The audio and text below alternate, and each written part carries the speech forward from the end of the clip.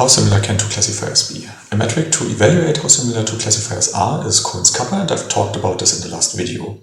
Now I want to tell you about what is the best possible and the worst possible value that Cohen's Kappa can take.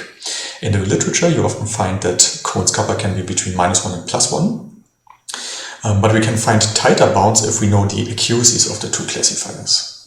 So let's dive into this example. Let's consider two classifiers which have an accuracy of both 80%. The most similar between the classifiers, the most similarity would be if the two classifiers for each input either both classify them as correctly or both classify them as incorrectly.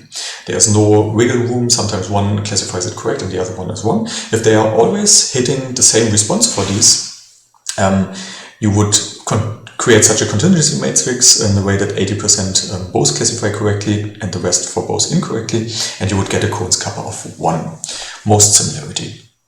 But now what happens if one of the classifiers is just in overall accuracy worse? So this classifier has, the second classifier has an accuracy of 60%, while the first still has an accuracy of 80%.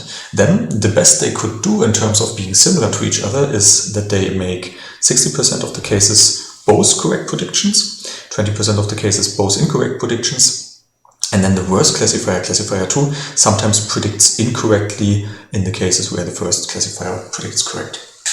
This is the best distribution you could have in terms of similarity, and here we would find a Cohen's Kappa of around about 0.55,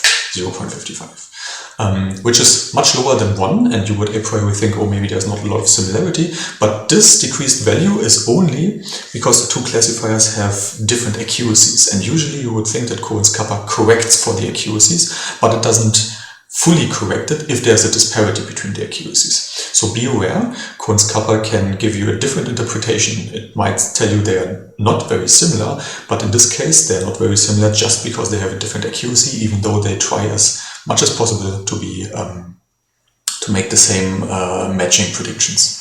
And you can plot these curves, which you see in the bottom right of the screen. If both classifiers here have an 80% confidence accuracy, you find the Cohen's Kappa at the peak, and you see falling down bounds, upper bounds, and you also see the lower bounds in this kind of almost trapezoid shape. So be aware of what Cohen's Kappa can be in the worst and best cases before you judge that two classifiers are similar or dissimilar.